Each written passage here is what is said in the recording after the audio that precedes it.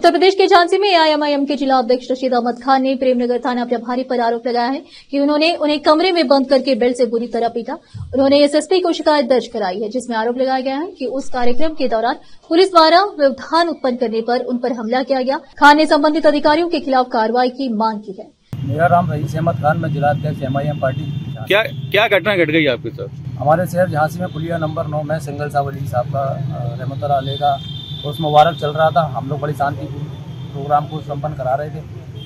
हम एक खिदमतगार के तौर पे वहाँ पे पहुँचे थे, लोगों को पानी वानी वगैरह पिला रहे थे। इतने में देखते हैं एसओ साहब अपने पूरे अमले के साथ आए जीप से, और आते ही साथ पब्लिक पे लाठी चार्ज करने लगे सड़क के ऊपर, और काफ़ी बच्चों को धक्का मुक्की, चाटे गले और महिलाओं को धक्का मुक्की हुई इनके साथ। तो हम लोगों से हम गए आगे, उनको समझाने का प्रयास किया कि सर हम लोग देख लेंगे और आप व्यवस्था हमारी ख़राब मत कीजिए। तो उन्होंने हमारी सुनी नहीं, हमसे बदतमीजी की और गाली गलौज की। हमने उनको अपना पद का परिचय दिया और परिचय को सुनकर उन्होंने और ताव में आ गए। बोले भाजपा शासन में और एमआईएम का जिला अध्यक्ष, मतलब इतनी गर्मी, मतलब किसी भी सूरत हमारी बात को सुनने को राजी नहीं थी। उन्होंने हमारे साथ मारपीट करी, थाने ले गए, वहाँ मारपीट करी। आज हम एसएसपी कार्यालय आए हैं अपनी बात को रखने। एसएसपी साहब से हमने ज्ञापन दिया है, उनसे मुकदमा दर्ज करने के लिए हमने बात कही है, और उन्होंने हमको आश्वासन दिया है कि आरोपियों के खिलाफ जो भी आरोपी होंगे उनके खिलाफ कार्रवाई की जाएगी। और हम बिना कार्रवाई के जंग आगे तक जारी रहेगी, चाहे भले ही हमें इसके लिए धरना प्रदर्शन करना पड़े या कहीं कुछ भी करना पड़े, हम पीछे नहीं हटने वाले नहीं हैं। ऐसे लोगों के खिलाफ कार्रवाई होना चाहिए। जब एक इतने सम्मानित पदाधिकारी के साथ ऐसी हरकत कर सकते हैं तो आम इंसान की क्या वैल्यू होगी उनकी नज़र में। जाति सूचक शब्दों का इस्तेमाल कर रहे हैं बार बार, और मुसलमानों को एनकाउंटर करने की धमकी दे रहे हैं। उत्तर प्रदेश के झांसी का एक वीडियो सोशल मीडिया पर वायरल हो रहा है, जिसके संबंध में प्रार्थनापारा थाना सिपाही बाजार अंतर्गत प्रार्थना पत्र दिया गया है, जिसमें बताया गया है कि 2 दिन बाद जब कुत्ते का इलाज किया जा रहा था तब उसकी मौत हो गई, जिसका कॉलोनी वासियों ने विरोध किया और सभी ने एकत्रित होकर थाना सिपाही बाजार में प्रार्थना पत्र दिया, जिसमें मामले को स्पष्ट करते हुए बताया कि एक व्यक्ति ने क्रूरतापूर्वक कुत्ते पर पत्थर फेंका, जिससे कुत्ते की मौत हो गई। मामले का संज्ञान लेते हुए पुलिस ने पोस्टमार्टम के लिए भेज दिया है।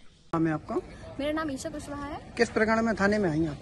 हम यहाँ सिटी बाजार थाने में सिर्फ इसी वजह से आए हैं क्योंकि कल सुबह हमें एक वायरल वीडियो प्राप्त हुआ, जिसमें एक सिद्धेश्वर नगर ITI है जो वहाँ पे एक ML अनुरागी नाम से एक अंकल रहते हैं। उन्होंने एक छोटे से पपी को सीमेंट की ईंट फेंककर इस तरीके से मारा है कि वो उस समय वो उठ भी नहीं पाया और वहां से चला गया। तो जब हम लोगों को वो वीडियो प्राप्त हुआ, शाम को जब हम लोग वहां पहुंचे, उस बच्चे का कुछ भी पता नहीं था। तो उनसे जब हम लोगों ने उनको समझाया तो वो समझने को तैयार नहीं थे, बदतमीजी करने लगे। तो हम लोगों ने यहाँ पे थाने में आके कंप्लेन दी कि उसके मामले में हम लोगों की हेल्प, वो बच्चा कहाँ है, कैसा है, और अगर वो ठीक है, कुछ इंजरी हुई है तो वो लोग उसका ट्रीटमेंट करवाएं, और अगर वो मर चुका है तो उसका पोस्टमार्टम करवा के तो उनका जो भी FIR बन सके वो करें। लेकिन बच्चा शाम तक मिल चुका था, तो उसका कंडीशन इतनी ज्यादा खराब थी कि सुबह हम लोगों ने जब डॉक्टर को दिखाया, डॉक्टर ने कहा कि जो ईंट उसमें लगी थी उसकी वजह से जो उसके इंटरनल ब्लीडिंग हुई माइंड पे, तो उसकी क्लॉट वगैरह हो गया, तो इस वजह से बच्चा बच नहीं पाया। दोपहर में आज खत्म हो गया है, तो अभी हम लोग इसीलिए आए हैं। अब क्या मांग रहेगी आपकी? हम लोगों की मांग ये है कि इस पर उचित कार्रवाई हो, उसका पोस्टमार्टम हो जाए कि वो किस वजह से इस वजह से मरा है, और उसके बाद जो उन पे कार्रवाई हो उसमें उनको भी थोड़ा सा सबक मिल जाए और दोबारा ऐसी कोई और घटना ना हो पाए। रायबरेली में 2.5 महीने की गर्भवती महिला पर स्थानीय दबंगों ने हमला कर दिया, जिससे उसके गर्भ में पल रहे बच्चे की मौत हो गई। जमीन विवाद को लेकर करीब आधा दर्जन लोगों ने हमला किया। घायल महिला को प्राथमिक उपचार के लिए जिला महिला अस्पताल में भर्ती कराया गया। उसके परिजनों ने सलोन थाने में लिखित शिकायत दर्ज कराई है। घटना सलोन थाना क्षेत्र के कस्बे की है। उत्तर प्रदेश के झांसी में राजाराम मोतीबाई कॉलेज के पास ट्रक और मोटरसाइकिल के बीच भीषण टक्कर हो गई, जिसमें बाइक सवार लक्ष्मणपुरा गांव के सुरेश गंभीर रूप से घायल हो गए। उन्हें गरुटा सामुदायिक केंद्र ले जाया गया और फिर उसकी चोटों की गंभीरता के कारण झांसी रेफर कर दिया गया। इस खतरनाक मोड़ पर लगातार दुर्घटनाएं होने के बावजूद PWD अधिकारियों से कई बार अनुरोध करने के बावजूद कोई डिवाइडर नहीं बनाया गया है। शामली के कैराना क्षेत्र में 4 साल की बच्ची पर हमला करने वाले तेंदुए का अभी तक कोई सुराग नहीं मिल पाया है। बुधवार को वन विभाग द्वारा ड्रोन से 3.5 घंटे की तलाशी के बाद भी तेंदुआ पकड़ में नहीं आया है। रविवार रात को तेंदुए ने बच्ची पर हमला कर उसे मार डाला था और उसे जंगल में घसीट कर ले गया था, जहां बाद में उसका शव मिला था।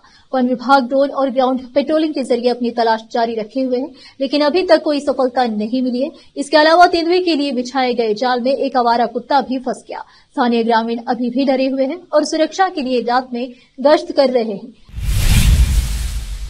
उत्तर प्रदेश के झांसी में प्रेम नगर में हजरत करामत अली शाह सिंघल वाले बाबा की दरगाह के पास 104वां उर्स शरीफ और हिंदू मुस्लिम विवाह सम्मेलन आयोजित किया गया। डॉक्टर संदीप सरावगी मुख्य अतिथि के रूप में शामिल हुए और अनिस नवाब और अलीम आरिफ साबरे की कव्वाली प्रतियोगिता ने कार्यक्रम को खास बना दिया। इस अवसर पर हिंदू मुस्लिम एकता का जश्न मनाया गया और बड़ी संख्या में लोगों ने हिस्सा लिया। इस अवसर पर भारत के भविष्य के लिए एकता और सामूहिक प्रगति पर जोर दिया गया। उत्तर प्रदेश के गोरखपुर जिले में 14 जून को पुलिस लाइन में विश्व रक्तदाता युवा क्लब द्वारा आयोजित रक्तदान शिविर के साथ विश्व रक्तदाता दिवस मनाया गया। इस कार्यक्रम का उद्देश्य शहर के निवासियों में रक्तदान के प्रति जागरूकता बढ़ाना था तथा उन्हें नेहरू पार्क में रक्तदान करने के लिए प्रोत्साहित करना था। शिवम्बुज पटेल ने जीवन बचाने के नेक काम के लिए नियमित रूप से ऐसे शिविर आयोजित करने के लिए क्लब के चल रहे प्रयासों पर प्रकाश डाला। उन्होंने गोरखपुर और आसपास के इलाकों के लोगों से बड़ी संख्या में भाग लेने का आग्रह किया तथा इस बात पर जोर दिया कि रक्तदान करने से प्रतिदिन 4 लोगों की जान बच सकती है। सीएम योगी आदित्यनाथ ने अरुणाचल प्रदेश में नवगठित सरकार में सीएम पद की शपथ लेने पर पेमा खांडू को शुभकामनाएं दी हैं। योगी आदित्यनाथ ने अपने ऑफिशियल एक्स हैंडल पर अरुणाचल के मुख्यमंत्री पेमा खांडू और उप मुख्यमंत्री चौना मीना को पद ग्रहण करने की शुभकामनाएं देते हुए कहा कि प्रधानमंत्री नरेंद्र मोदी के कुशल मार्गदर्शन में दोनों नेताओं का कार्यकाल सफल होगा और इनके नेतृत्व में राज्य समृद्धि, विकास, सुशासन और जनकल्याण के नए मानदंड स्थापित करेगा। लखीमपुर खीरी में भारतीय किसान यूनियन बीकेयू के राष्ट्रीय प्रवक्ता राकेश टिकैत ने कहा कि सरकार ने तो अजय मिश्रा टेनी को नहीं हटाया, लेकिन यहां की जनता ने उन्हें हटा दिया। अयोध्या के बारे में टिकैत ने कहा कि जो अयोध्या शहर है, जहां मंदिर है, वहां तो विकास हुआ, पश्चिम दिशा में कोई विकास नहीं हुआ। राकेश टिकैत संयुक्त किसान मोर्चा के केंद्रीय प्रतिनिधि मंडल में आज लखीमपुर पहुंचे थे।